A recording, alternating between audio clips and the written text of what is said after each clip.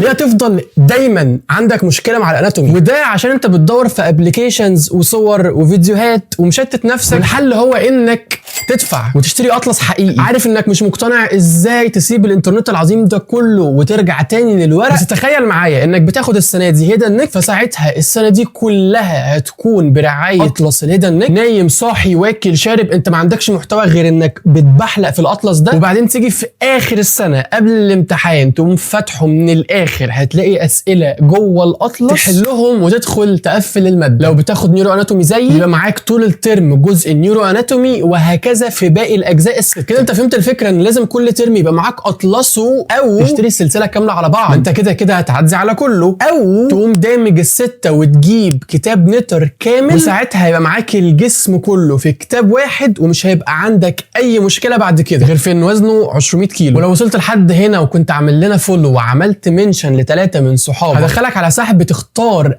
اي كتاب من السلسله، او السلسله كامله، او كتاب نتر كامل. واما دكتور هيبعتولك اللي انت عايزه لغايه باب بيتك من غير ما تدفع اي جنيه.